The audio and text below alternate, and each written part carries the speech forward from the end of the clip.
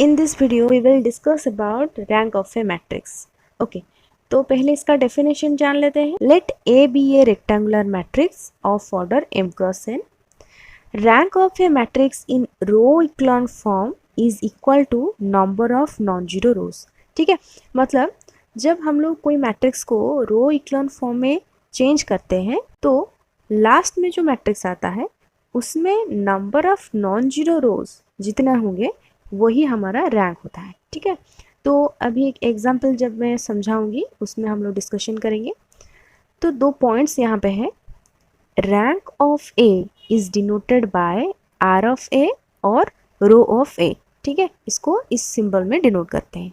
और एक point, important point क्या है, रो ऑफ ए या rank of A is less than equals to minimum of number of rows number of columns. ठीक है, तो इसका मतलब क्या होता है, ये जो लिखा हुआ है सेकेंड पॉइंट, सपोज ये जो एग्जांपल देख रहे हो अभी यहाँ पे क्या लिखा हुआ है ना, इसका ऑर्डर 3x3 है, मतलब रो है 3 और कॉलम भी है 3. ठीक है, तो इस मैट्रिक्स का रैंक क्या हो सकता है, मिनिमम ऑफ 3 एंड 3.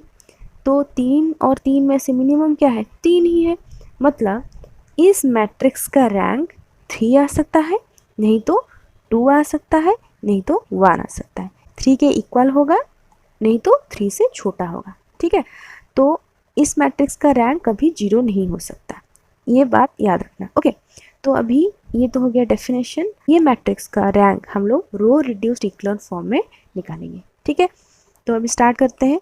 इस मैट्रिक्स को अभी रो रिड्यूस्ड इक्लॉन फॉर्म में चेंज करेंगे, मतलब ये जो मैट्रिक्स दिया गया है वो चेंज होने के बाद ऐसा कुछ आना चाहिए, 1 0 0 1 0. यहाँ पे 0 आ सकता है, नहीं तो 1 आ सकता है.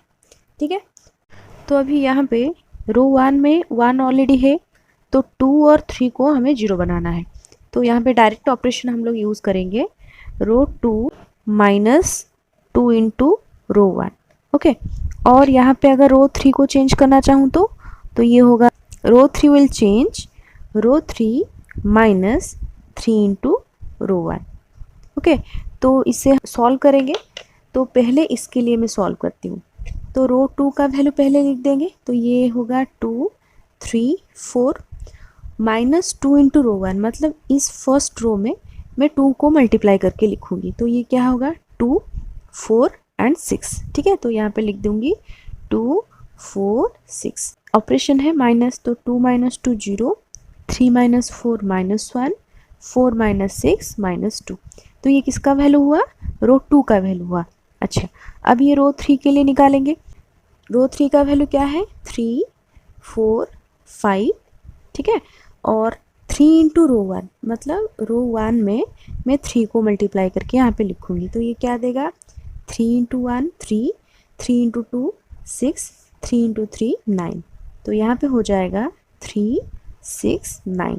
ठीक है, और माइनस है, तो 3 minus 3 0, 4 minus 6 minus 2, 5 minus 9 minus 4.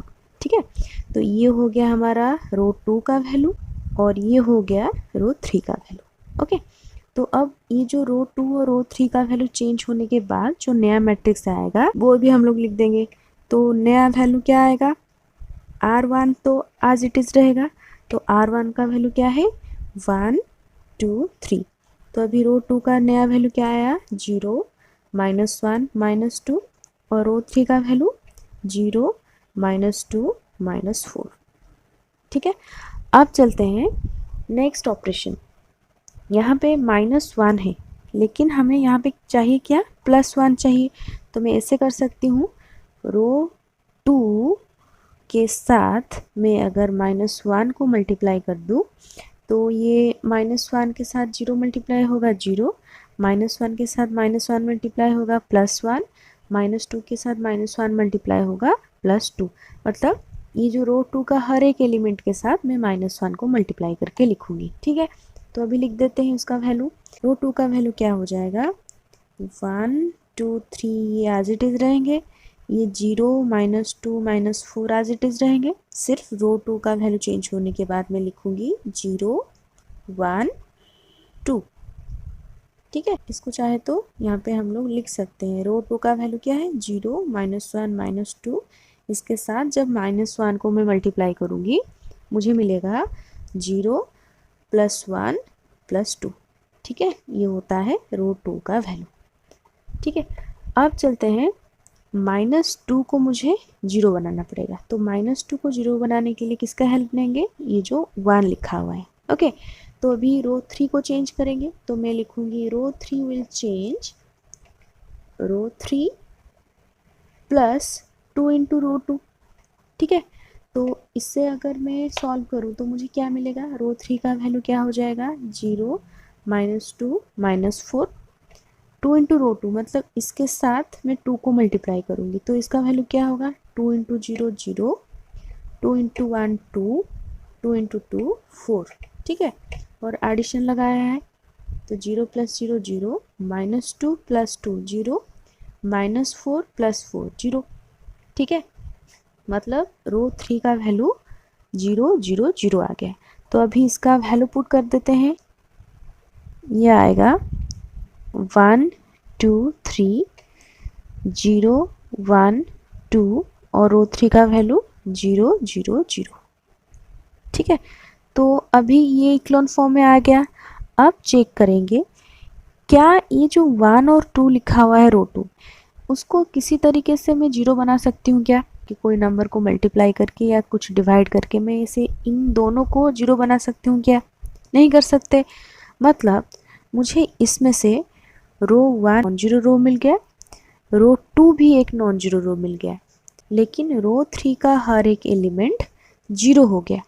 इसका मतलब ये जो इक्लोन फॉर्म में चेंज करते टाइम मुझे ये जो रिजल्ट मिला है, लास्ट में जो मैट्रिक्स मिला है, उसमें नंबर ऑफ नॉन जीरो रोज कितना है? 2 है, दैट इज रो 1 और रो 2।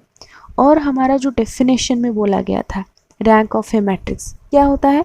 Number of non zero row in row reduced echelon matrix. ठीक है, तो इसका मतलब ये जो क्वेश्चन में था इस मैट्रिक्स का रैंक 2 हो सकता है। लोग लिख सकते हैं rank of A is equals to 2 और दिस इज आवर आंसर। ठीक है, क्योंकि रो 1 और रो 2 दो ही हमारा नॉन जीरो रोज है। यहाँ पे ये जो पॉइंट था इससे हम लोग जान सकते हैं इस मैट्रिक्स का रैंक कितना हो सकता है? 3 हो सकता है, 2 हो सकता है या 1 हो सकता है। ठीक है, इस मैट्रिक्स का रैंक 2 हो गया। ठीक है, तो ये होता है row reduce echelon form use करके कैसे rank of A matrix find out कर सकते हैं।